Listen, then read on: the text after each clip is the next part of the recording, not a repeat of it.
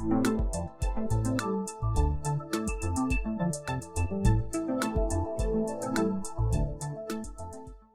اللہ الرحمن الرحیم، میں ہوں طاہر ڈینسا اور آپ دیکھ رہے ہیں STTV۔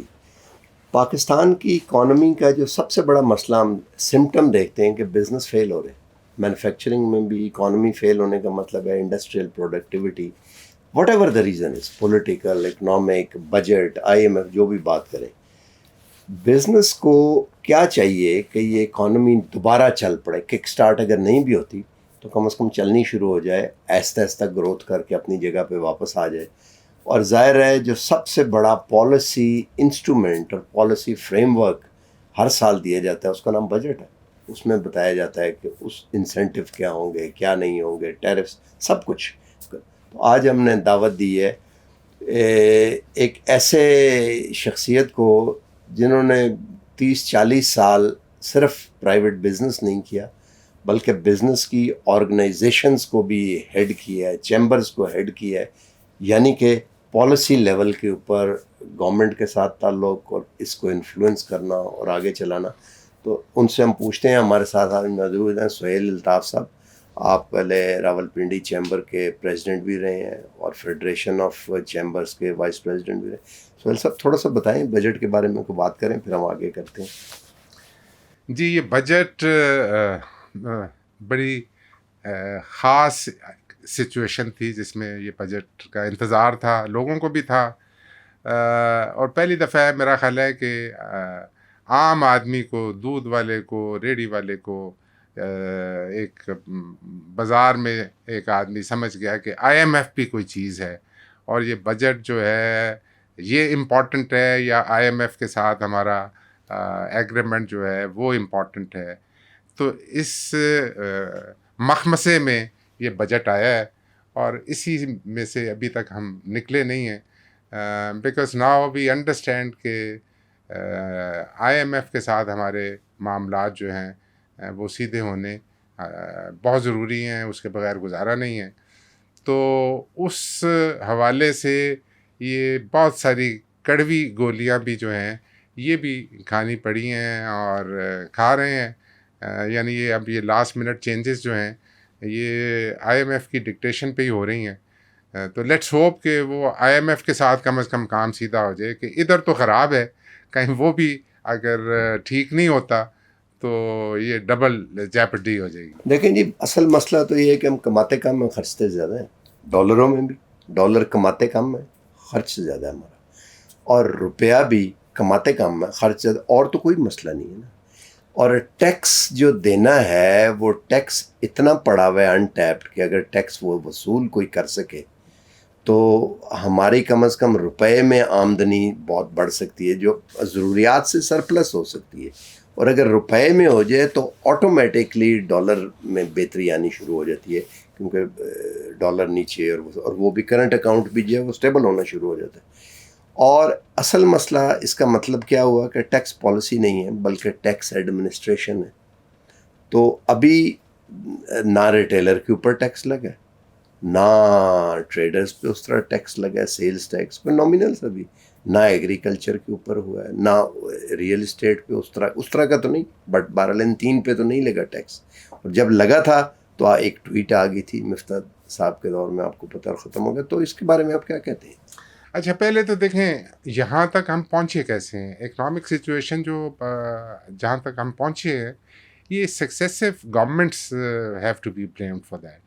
ہم نے اپنی پالیسیز اس طرح نہیں کی کہ ہم نے انڈیپینڈنٹ ہونا ہے، وی ریمین ڈیپینڈنٹ۔ دیکھیں، اگر آپ نے ڈالرز کی آپ نے بات کی، ڈالرز اگر آنے ہیں تو اس کا کیا طریقہ ہے؟ ایک طریقہ ہے کہ ایکسپورٹس آپ بڑھائیں گے، فارن ڈائریکٹ انویسٹمنٹ آئے، اور ہم تو بڑے فارچونیٹ ہیں کہ ہمیں ریمیٹنس آ جاتی ہے اور وہ ہمارا گزارا چلتا رہا۔ لیکن ہم نے یہ کوشش نہیں کی کہ اپنی ایکسپورٹس کو بڑھایا جائے، ہم نے یہ کوشش نہیں کی کہ اس کو ڈائیورسیفائی کیا جائے، ہم نے صرف ٹیکسٹائل پہ ڈپینڈ کیا۔ اور آج ٹیکسٹائل جو ہے اس میں کمپٹیشن ہے اور ہماری کاسٹ آف پروڈکشن جو ہے وہ بہت اوپر چلی گئی ہے۔ We are unable to compete with countries, region کے ممالک کے ساتھ ہم کمپیٹ نہیں کر سکتے۔ تو ہم نے دیکھیں اس وقت اگر آپ نے اس سچویشن سے نکلنا ہے تو انڈسٹریلائزیشن اس کا آنسر ہے، اور آپ اسمال اینڈ میڈیم انٹرپرائزز جو ہیں وہ آپ کا کام شروع کر دیں، کو ڈائیورسیفائی آپ کریں. بہت سارے سیکٹرز ہیں جس میں آپ کام کر سکتے ہیں. ابھی گورنمنٹ نے شاید اس بارے میں سوچنا شروع کیا. I T is one sector جو جس میں بہت زیادہ پوٹینشیل ہے. دین ایگریکلچر آپ کو جلدی ریٹرن دے سکتا ہے. بٹ آپ نے ویلیو ایڈ کرنا ہے اور آپ نے انڈسٹری کی طرف جانا ہے. سو یہ تو ایک ہے.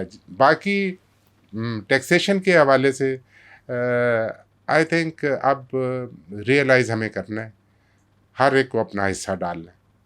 انفارچونیٹلی ہماری جو پالیسیز ہے وہ یہی ہے کہ جو ٹیکس دے رہا ہے اسی کو اسکویز کرتے رہیں. یہ کاؤنٹر پروڈکٹیو ہے. نا بائی ڈوئنگ سو ایک تو آپ اپنی جو ٹیکس پیئرز ہیں ان کو بھی اتنا اسکویز کر دیا ہے کہ کریشن آف ویلتھ نہیں ہو رہی. اور آن دا ادر ہینڈ جو اس نیٹ سے آؤٹ ہیں وہ ان کی کوشش ہوتی ہے کہ اس میں بالکل اس سے دور بھاگیں. تو اب اس ملک نے اگر آگے چلنا ہے تو ایوری باڈی ہیز ٹو چپ ان. جی آپ 23-24 کو کیسا دیکھ رہے ہیں؟ دیکھیں 23 تو آدھا مشکل ہے 23 اور جی، آدھا بہت 24. بہت مشکل ہے. اور 24 بھی جو ہے it is going to be a tough year.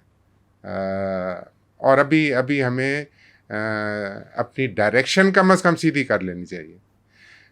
ہم کانٹینیوٹی آف پالیسیز جو ہے اکنامک گروتھ کے لیے وہ بہت امپورٹنٹ ہے. I think this is high time کہ اب ہم اپنے جو سیاسی معاملات کو ایک سائڈ پہ رکھ کے یہ سوچ کے کہ یہ پاکستان کو اگر آگے لے کے جانا ہے تو پھر وہ چارٹر آف اکانومی کریں، کانٹینیوٹی آف پالیسیز کریں. اس کے بغیر گزارا نہیں ہے. We have to do it now. یہ بھی ایک کونسل بنی ہے، وہ آپ سمجھتے ہیں کہ انویسٹمنٹ آئے گی اس سے؟ دیکھیں یہ کونسل بنانے کی آپ وجہ اگر دیکھیں تو وہ یہی ہے کہ لوگوں کا کانفیڈنس نہیں ہے. بیکاز کوئی پالیسی دی جاتی ہے، کوئی کمٹمنٹ کی جاتی ہے، وہ دوسری گورنمنٹ آتی ہے وہ اس کو آنر نہیں کرتی. تو بزنس مین یا انویسٹر جو ہے وہ تو وہاں انویسٹ کرے گا جہاں اس کو کانٹینیوٹی ملے اور انویسٹمنٹ کی اور جو پالیسی ہے اس کی سیکیورٹی ہو کہ اس کو چینج نہیں کوئی کرے گا. تو یہ بڑا امپورٹنٹ ہے. آئی تھنک اسی چیز کو سامنے رکھتے ہوئے بیکاز ہماری بھی جو کوئی ملاقاتیں ہوئی ہیں پتہ یہی چلا ہے کہ Saudi Arabia is interested in investment, Qatar investment کرنا چاہتا ہے، یو اے ای انویسٹمنٹ کرنا چاہتا ہے، China is also. So that way یہ 4 ملک ہیں جی دیٹ وے ایک آپٹمزم ہے. There is light at the end of the tunnel. But then they also want کہ یہ پولیٹیکل اسٹیبلٹی بھی ہو اور ایک کانٹینیوٹی کی ایشورنس ہو. تو تھرو دس کاؤنسل یہ ایک میسج دینے کی کوشش کی ہے. لیکن اگین وی تھنک کہ political stability would again be the main factor. آپ کو لگتا ہے کہ آئے گی آگے پولیٹیکل اسٹیبلٹی؟ دیکھیں ہم اس کے لیے تو جو جنہوں نے یہ کاؤنسل بنائی ہے دے انڈرسٹینڈ کہ پولیٹیکل اسٹیبلٹی بھی اتنی ہی امپورٹنٹ ہے اور وہ لانی ہے.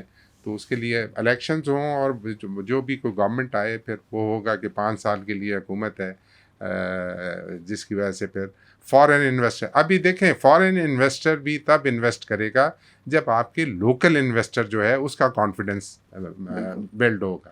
تو فارن انویسٹر ابھی ہمارے جو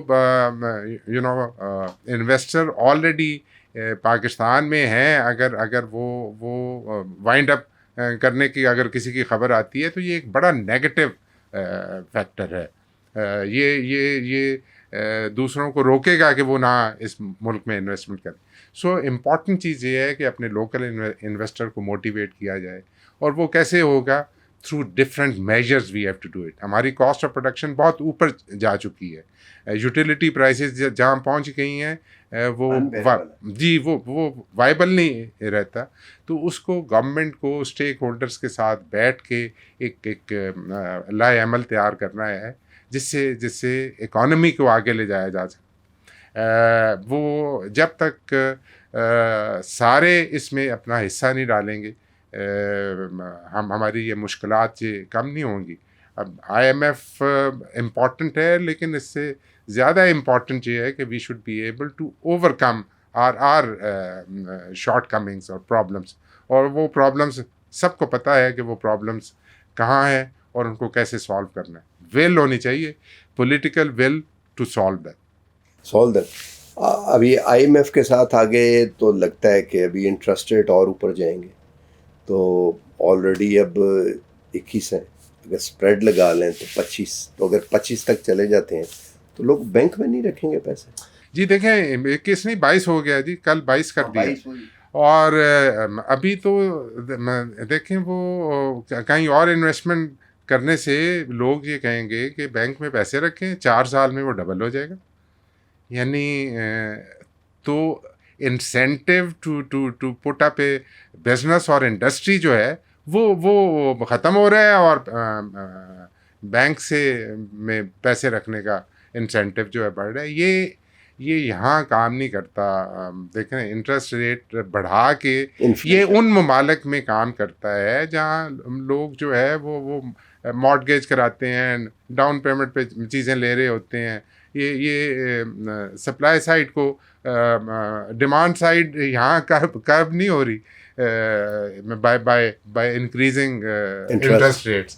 تو آئی تھنک اس ہمارے ملک کے حوالے سے تو یہ انٹرسٹ ریٹ بڑھا کے اور زیادہ پرابلمس کریٹ. اب جنہوں نے بینک سے لون لیے ہوئے ہیں, جو انڈسٹریلسٹ ہیں یا بزنس مین ہیں, ان کے لیے تو اب پے بیک کرنا بڑا مشکل ہو گیا. اس وقت لوگوں کو ریٹین کرنا, اپنے امپلائیز کو ریٹین کرنا مشکل ہو گیا, اپنے ایکسپینسز کو میٹ کرنا مشکل ہو گیا. کچھ بزنسز ہیں جو اس وقت 10% پہ کام کر رہے ہیں, جو بہت اچھا کر رہے ہیں وہ اس وقت 50% پہ کام کر رہے ہیں. So we need to look into these things کہ جب کام ہوگا, کوئی انڈسٹری چلے گی, بزنس چلے گا تو تبھی یہ ریونیو بھی جو ہے وہ گورنمنٹ کو مل سکے گا. سو ایک ہولسٹک اپروچ ریکوائرڈ ہے جس میں I think all stake holders must sit together in the interest of the country اور اپنی ڈائریکشن سیدھی کر دیں. اور وہ ڈائریکشن یہی ہے کہ اس ملک کو انڈسٹریلائزیشن کی طرف لے کے جانا ہے. اس کو امپورٹ پہ ڈپینڈنٹ نہیں کرنا جو ہم ہو گئے تھے, کہ ہمیں چائنا سے ہم امپورٹ کر رہے تھے اور ہماری کاسٹ آف پروڈکشن جو ہے وہ زیادہ تھی, جو انڈسٹری لگی بھی وہ بھی بند ہونا شروع ہوگی. ابھی جو صورت ہے, سچویشن ایسی ہے کہ ملک میں چیزیں بنانے کی ضرورت ہے, اور یہ اتنی بڑی مارکیٹ ہے, 25 کروڑ کی آبادی itself is a big attraction for any investor to come and invest in this country. تو اتنی بڑی مارکیٹ کہاں ملتی ہے؟ تو صرف پرابلم کیا ہے, ہم نے اپنی کچھ چیزیں جو ہیں ان کو سیدھا کرنا ہے. تو the country has lot of potential, انشاءاللہ we can come out of it. جی اللہ کرے. تو آپ نے سنا کہ ساری پالیسیز جن کے لیے بنائی گئی ہیں کہ پاکستان چل پڑے, وہ دراصل یہ لوگ ہیں. اور ان کے خیال میں اگر اس کو میں سم اپ کروں تو 3 چیزیں انہوں نے بتائی ہیں. پولیٹیکل اسٹیبلٹی قائم ہونے کے بعد 3 چیزیں. ایک سب سے بڑی چیز کہ انٹرسٹ ریٹ کم ہونی چاہیے, ورنہ لوگ بینک میں رکھتے ہیں. 25% انٹرسٹ ریٹ کا مطلب ہے 22 سے اوپر, کہ 4 سال میں ڈبل. تو کوئی بھی پھر ظاہر بزنس میں انویسٹ نہیں کرتا. اور اس سے انفلیشن بھی ان کا کہنا ہے کہ ڈیمانڈ سائڈ کرب کرنے سے یہاں کوئی فائدہ نہیں ہو رہا. دوسری چیز کنٹینیوٹی آف پالیسی انہوں نے کہا کہ وہ بھی ضروری ہے. اور تیسرا امپورٹ جو ہے اس کی بجائے ایکسپورٹ کی طرف سوچنا چاہیے, یعنی کہ جو ڈیمانڈ سائڈ اکانومی کی بجائے سپلائی سائڈ اکانومی کے اوپر زور دینا چاہیے. ہو سکتا ہے گورنمنٹ یہ پروگرام اگر دیکھ رہی ہے تو اس کے اوپر وہ قائم ہو اور آگے سوچیں. آج تک کے لیے اتنا ہی. اللہ حافظ.